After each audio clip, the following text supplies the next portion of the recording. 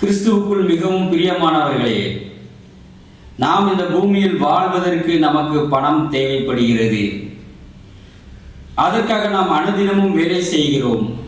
அப்படியாக நாம் பணத்தை சம்பாதித்து அந்த பணம் அதிகமாகும் பொழுது நாம் அவைகளை சேமித்து வைக்க தொடங்குகிறோம். இப்பொழுது நமக்கு முன்பதாக இருக்கும் ஒரு கேள்வி என்னவெனில், அந்த பணத்தை நாம் இந்த பூமியோடு விட்டு போக போகிறோமா, அல்லது மரித்த பின்பு போக போகிற பரலோகத்திற்கும் நாம் கொண்டு செல்ல நமக்கு விருப்பமா என்பதுதான். நீங்கள் இந்த கேள்வியை பார்க்கும் பொழுது ஆச்சரியமாக இருக்கலாம். என்னது, நிர்வாணியாய் வந்தேன் நிர்வாணியாய் போவேன் என்றுதானே வேதம் சொல்லுகிறது. பூமியிலிருந்து ஒன்றும் கொண்டு வந்ததில்லை, பூமியிலிருந்து ஒன்றும் கொண்டு போவதில்லை என்றுதானே வேதம் சொல்லுகிறது என்று என்னை பார்த்து கேட்பீர்கள். ஆம், வேதம் கூறுவது உண்மைதான். இந்த பூமியிலிருந்து நாம் அவைகளை அப்படியே எந்த ஒரு பொருளையோ பணத்தையோ நாம் எடுத்துக்கொண்டு போக போவது இல்லை. ஆனால் அவைகளை எடுத்துக்கொண்டு போவதற்கு நமக்கு ஒரு வழி இருக்கிறது. தேவன் அதற்கான ஒரு வழியை உண்டு பண்ணி இருக்கிறார். அதை அப்படியே இங்கே பூமியில் உள்ள சொத்துக்களை அப்படியே நம்மால் கொண்டு செல்ல முடியாது. சற்று யோசித்து பாருங்கள். நாம் தமிழ்நாட்டில் இருக்கிறோம். இங்கிருந்து நாம் அமெரிக்கா செல்ல போகிறோம் என்று வைத்துக் கொள்வோம். நம்மளுடைய இந்த இந்திய ரூபாயை அங்கு அமெரிக்காவில் ஏற்றுக்கொள்ள மாட்டார்கள். அவைகளை நம்மால் கொண்டு போய் ஒரு பிரயோஜனம் கிடையாது. ஆகவே என்ன செய்வோம்? ஒரு பண பரிமாற்றம் இல்லை என்றால் நாணய பரிமாற்ற நிறுவனத்திற்கு நாம் செல்லுவோம். ஆங்கிலத்திலே மணி எக்ஸ்சேஞ்ச் என்று சொல்லுவார்கள். அங்கே போய் நம்முடைய இந்திய பணத்தை கொடுத்துவிட்டு அதற்கு ஈடான அமெரிக்க டாலரை நாம் பெற்றுக்கொள்ளுவோம். அதாவது ஒரு அமெரிக்க டாலரின் மதிப்பு இன்று சுமார் 83 ரூபாய். அப்படியாக ஒரு 83 ரூபாய் கொடுத்தால் ஒரு அமெரிக்க டாலர் கொடுப்பார்கள்.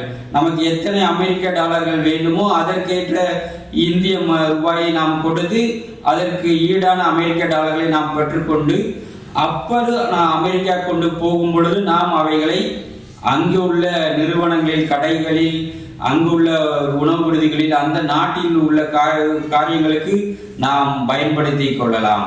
அதே போன்றுதான் இயேசு கிறிஸ்துவும் தேவாதி தேவனும் நம்மளுடைய பூமியின் சொத்துக்களை, பணத்தை பரலோகத்திற்கு எடுத்து செல்லும்படியான ஒரு வழியை உருவாக்கி வைத்திருக்கிறார்.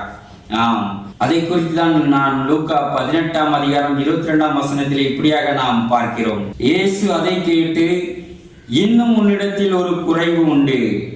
உனக்கு உண்டானவைகளை எல்லாம் விற்று தரித்திரருக்கு கொடு, அப்பொழுது பரலோகத்தில் உனக்கு பொக்கிஷம் உண்டாயிருக்கும். பின்பு என்னை பின்பற்றி வா என்றார். பிரியமானவர்களே, தரித்திரருக்கு இந்த பூமியின் சொத்துக்களை விற்று கொடுக்கும் பொழுது, நம்முடைய பணத்தை, சொத்துக்களை ஏழைகளுக்கு, பூமியில் உள்ள ஏழைகளுக்கு நாம் கொடுக்கும் பொழுது அவைகள் பரலோகத்திலே பொக்கிஷமாக, பரலோக பணங்களாக வரவு வைக்கப்படுகிறது என்று நாம் வேதத்திலே பார்க்கிறோம். அது மாத்திரமல்ல, இன்னும் சில வசனங்களும் அப்படியாக கூறுவதை நாம் பார்க்கலாம். லூக்கா 12ஆம் அதிகாரம் 33ஆம் வசனத்திலே இப்படியாக பார்க்கிறோம். உங்களுக்கு உள்ளவைகளை விற்று பிச்சை கொடுங்கள், பழமையாய் போகாத பணப்பைகளையும் குறையாத பொக்கிஷத்தையும் பரலோகத்திலே உங்களுக்கு சம்பாதித்து வையுங்கள். அங்கே திருடன் அணுகுகிறதும் இல்லை, பூச்சி கெடுக்கிறதும் இல்லை என்று நாம் பார்க்கிறோம். அதாவது நமக்குரியதைகளை விற்று கூட நாம் பிச்சை கொடுக்கலாம், தர்மம் செய்யலாம், ஏழைகளுக்கு உதவலாம் என்று வேதம் நமக்கு கூறுகிறது. அப்படி செய்யும் பொழுது பரலோகத்திலே நமக்கு அவைகள் பணங்களாக, சொத்துக்களாக, பொக்கிஷங்களாக அவைகள் மாறுகிறது. இப்பொழுது உங்களுக்கு புரிந்ததா எப்படி இந்த பூமியில் உள்ள பணத்தை பரலோகத்திற்கு நாம் கொண்டு செல்வது என்று? வேதத்திலே நாம் ஒரு மனிதனை குறித்து நாம் பார்க்கலாம். அந்த மனிதன் பூமியில் உள்ள பணத்தை பரலோகத்திற்கு கொண்டு செல்வதை அவன் சிந்திக்கவே இல்லை. அவன் என்ன செய்கிறான்? அந்த பணத்தை வைத்துக்கொண்டு அவன் என்ன செய்ய திட்டமிடுகிறான், அதற்கு தேவன் என்ன சொல்லுகிறார் என்பதை நாம் வேதத்திலிருந்து சற்று பார்ப்போமா? லூக்கா 12ஆம் அதிகாரம் 15 முதல் 20ஆம் வசனத்திலே அந்த சம்பவத்தை நாம் பார்க்கிறோம். பின்பு இயேசு அவர்களை நோக்கி, பொருளாசையை குறித்து எச்சரிக்கையாய் இருங்கள். ஏனெனில் ஒருவனுக்கு எவ்வளவு திரளான ஆஸ்தி இருந்தாலும் அது அவனுக்கு ஜீவனல்ல என்றார். அல்லாமலும் ஒரு உவமையை அவர்களுக்கு சொன்னார். ஐஸ்வர்யமுள்ள ஒருவனுடைய நிலம் நன்றாய் விளைந்தது. அப்பொழுது அவன், நான் என்ன செய்வேன்? என் தானியங்களை சேர்த்து வைக்கிறதற்கு இடமில்லையே. நான் ஒன்று செய்வேன், என் களஞ்சியங்களை இடித்து பெரிதாக கட்டி எனக்கு விளைந்த தானியத்தையும் என் பொருட்களையும் அங்கே சேர்த்து வைத்து, பின்பு ஆத்துமாவே, உனக்காக அநேக வருஷங்களுக்கு அநேகம் பொருள்கள் சேர்த்து வைக்கப்பட்டிருக்கிறது. நீ இளைப்பாரி புசித்து குடித்து பூரிப்பாயிரு என்று என் ஆத்மாவோடே சொல்லுவேன் என்று தனக்குள்ளே சிந்தித்து சொல்லிக் கொண்டான். தேவனோ அவனை நோக்கி, மதியேடனே, உன் ஆத்மா உன்னிடத்திலிருந்து இந்த ராத்திரியிலே எடுத்துக்கொள்ளப்படும். அப்பொழுது நீ சேகரித்தவைகள் யாருடையதாகும் என்றார். ஆம் பிரியமானவர்களே, இந்த மனிதன் பாருங்கள், மிகவும் ஒரு ஐஸ்வர்யவான். அவனுக்கு ஆசீர்வாதங்கள் பெருகிக் கொண்டே இருக்கிறது. அப்பொழுது அவன் என்ன செய்கிறான்? அவன் அந்த ஆசீர்வாதத்தை, அந்த ஐஸ்வர்யத்தை தனக்காக எப்படி சேமித்து வைக்கலாம்? தனக்காக அநேக வருஷங்களுக்கு, அவன் எத்தனை ஆண்டுகாலம் வாழ்வான் என்று அவனுக்கே தெரியாது. ஆனால் அவன் மனதிலே இப்படியாக சிந்திக்கிறான், அநேக வருஷங்களுக்கு நான் திருப்தியாய் புசித்து குடித்து இன்பமாய் இருக்கும்படியாய் நான் அவைகளை சேர்த்து வைக்கட்டும் என்று சொல்லி அவனுடைய பண்டக சாலைகளை எல்லாம் இடித்துவிட்டு பெரிதாக கட்டப் போகிறேன் என்று அவன் திட்டமிடுவதை தேவன் பேசுகிறார். அப்படிப்பட்ட ஒரு ஐஸ்வர்யவானை பார்த்து தேவன் எப்படி கூறுகிறார்? முதலாவது தேவன் அவனை ஒரு முட்டாள் என்று கூறுகிறார். மதிகேடனே, நீ இன்று இரவு உன்னுடைய ஆத்மாவை நான் எடுத்துக்கொள்வேன், உன் உயிரை எடுத்துக்கொள்வேன். இன்று நீ மரித்து விட்டால் இந்த ஆசீர்வாதங்கள், இந்த பணங்கள் எல்லாம் யாருடையதாகும்? நீ உனக்கென்று சேமித்து வைத்துக் கொள்ள வேண்டும் என்று நீ விரும்புகிறாய். அநேக வருஷங்களுக்கு சேர்த்து வைக்க வேண்டும் என்று விரும்புகிறாய். இன்னும் அந்த அநேக வருஷங்களில் அநேக ஆசீர்வாதங்கள் வராமலா போய்விடப் போகிறது. ஆனால் நீயோ மற்றவர்களை குறித்து கரிசனைப்படாமல், தரித்திரருக்கு, ஏழைகளுக்கு நான் கொடுப்பேன், எனக்கு அநேகம் இருக்கிறது, நான் ஏழைகளுக்கு நான் கொடுப்பேன் என்று சொல்லி நீ அப்படி யோசிக்காமல், எப்படிப்பட்ட ஏழைகளை நாம் தேர்ந்தெடுக்கலாம், எப்படி எவ்வளவு அவர்களுக்கு கொடுக்கலாம் என்று நீ சிந்திக்காமல் உனக்காகவே நீ சேர்த்து வைத்துக் கொள்கிறாயே மதிகேடன் என்று தேவன் அவனை பார்த்து கூறுவதை பார்க்கிறோம். இன்றும் கூட நம்மில் யாராகிலும் இருப்போம் என்று சொன்னால் நம்மை பார்த்தும் தேவன் அப்படித்தான் சொல்லுகிறார். அதைத்தான் அடுத்த வசனத்திலே கூறுவதை நாம் பார்க்கிறோம். 21ஆம் வசனம் இப்படியாக கூறுகிறது, தேவனிடத்தில் ஐஸ்வர்யவானாய் இராமல் தனக்காகவே பொக்கிஷங்களை சேர்த்து வைக்கிறவன் இப்படியே இருக்கிறான் என்றார். ஆம், தனக்காகவே பணத்தை, சொத்துக்களை 1000 தலைமுறைகள், பல தலைமுறைகளுக்கு அவர்கள் சேர்த்து வைக்க விரும்புகிறார்கள் மனிதர்கள். ஆம், சமீபத்தில் கூட தமிழ்நாட்டிலே நாம் செய்திகளில் கேள்விப்பட்டு இருப்போம். அமைச்சர்களின் கல்வி நிறுவனங்களில் அவர்களுடைய பிண அறைகளில் கூட, அந்த கல்லூரி பிண அறைகளில் கூட பணத்தை பதுக்கி வைத்திருந்தார்கள் என்று நாம் பார்த்தோம் அல்லவா? மெய்யாகவே இப்படித்தான் மனிதர்கள் பணத்தின் மீது, பொருளாசையின் மீது மோகம் கொண்டவர்களாய் அவர்கள் இருக்கிறார்கள். தான் மரித்த பின்பு அந்த பணத்தை யார் வைத்துக் கொள்ள போகிறார்கள், யார் கையாள போகிறார்கள் என்று கூட அவர்களால் அறிந்து கொள்ள முடியாது. ஆனால் அவர்கள் இப்படியாக இந்த ஐஸ்வர்யவான் போல் சேர்த்து வைத்துக் கொள்வதை நாம் இன்றும் கூட நம்முடைய வாழ்க்கையிலே நாம் பார்த்து கொண்டுதான் இருக்கிறோம். அவர்களை பார்த்து இயேசு கிறிஸ்து தேவாதி தேவன் முட்டாள் என்று கூறுவதையும் நாம் பார்க்கிறோம். அப்படியானால் நாம் என்ன செய்ய வேண்டும்? இயேசு கிறிஸ்து கூறுகிறார், உனக்காக சேர்த்துக் கொள்வதை பார்க்கிலும் தேவனிடத்தில் நீ ஐஸ்வர்யம் உள்ளவனாய் இருக்க வேண்டும் என்று சொல்கிறார். தேவனிடத்தில் ஐஸ்வர்யம் உள்ளவனாய் இருக்க வேண்டும் என்று சொன்னால் என்ன? உதாரணமாக நாம் பார்ப்போம் என்று சொன்னால், இன்றைக்கு நீங்கள் கேள்விப்படலாம், அநேகர் கடனாளியாக இருக்கிறேன் எப்படி என்று கேட்டால், நான் இந்த கட்சியிலே சேர்ந்து நான் பதவியில் இருந்தேன், நான் இந்த கட்சிக்காக நான் உழைத்தேன், பணத்தை செலவழித்தேன், கடன் வாங்கி செலவழித்தேன், என் சொத்துக்களை விற்று நான் செலவழித்தேன், ஆகவே இன்றைக்கு நான் இப்படி கஷ்டப்படுகிறேன் என்று அவர்கள் சொல்லுவார்கள். சமீபத்தில் கூட ஒரு காங்கிரஸ் பிரமுகர் அவர்கள் இப்படியாக கட்சிக்காக பணத்தை செலவழித்து அவைகள் திரும்ப கிடைக்காமல் அவர்கள் கொலை செய்யப்பட்டார்களோ, மர்மமான முறையில் இறந்ததை நாம் சமீப காலத்திலே செய்திகளிலே நாம் பார்த்து வருகிறோம். ஆம் பிரியமானவர்களே, இப்படி அநேகர் உண்டு. எதற்காக? அப்படியானால் எதற்காக அவர்கள் சொத்துக்களை விற்று அவர்கள் இப்படியாக செலவழிக்க வேண்டும்? அந்த கட்சி தலைமையிடம் தனக்கான செல்வாக்கை உறுதிப்படுத்திக் கொள்ள, அந்த கட்சியில் தனக்கான ஒரு இடத்தை நிரூபிக் கொள்வதற்காக, அந்த கட்சி பதவியை தக்க வைத்துக் கொள்வதற்காக கடன் வாங்கியாகிலும் சொத்துக்களை விற்றாகிலும் அவர்கள் பணத்தை அப்படியாக செலவழிப்பதை நாம் பார்க்கிறோம். அப்படித்தான் பிரியமானவர்களை, நாம் தேவனிடத்தில் ஐஸ்வர்யவானாய் மாற வேண்டும் என்பதும் அதே போன்றதுதான். வேதத்திலே ஒரு அழகான ஒரு சம்பவத்தை நாம் பார்க்கிறோம். அப்படியா ஒரு அருமையான ஒரு மனிதனை குறித்து நாம் பார்க்கலாம். லூக்கா 7ஆம் அதிகாரம் 1 முதல் 6ஆம் வசனத்திலே நாம் அந்த மனிதரை குறித்து நாம் வாசிக்கிறோம். இயேசு தம்முடைய வார்த்தைகளை எல்லாம் ஜனங்களுடைய காதுகள் கேட்கும்படி சொல்லி முடித்த பின்பு கப்பர்நகூமுக்கு போனார்.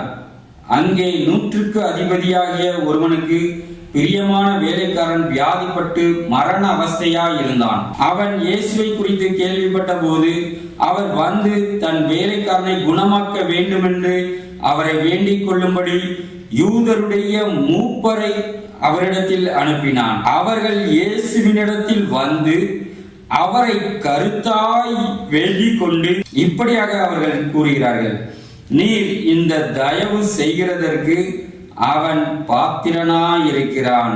எப்படி அவன் பாத்திரனாய் இருக்கிறான் என்று அடுத்த வசனத்திலே அவர்கள் கூறுகிறார்கள், அவன் நம்முடைய ஜனத்தை நேசிக்கிறான், நமக்கு ஒரு ஜெப ஆலயத்தையும் கட்டினான் என்றார்கள்.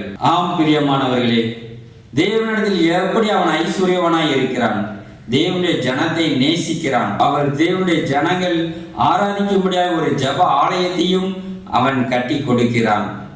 ஆகவே அவனுக்கு ஒரு பிரச்சனை என்று வந்த பொழுது, அவனுக்கு பிரியமான ஒரு வேலைக்காரன் மரண படுக்கையில் இருக்கும் பொழுது அவன் அந்த மூப்பரிடத்தில் போய் வேண்டிக் கொள்கிறான், எனக்காக இயேசு கிறிஸ்துவிடம் சற்று பேசுங்கள் என்று சொல்லி.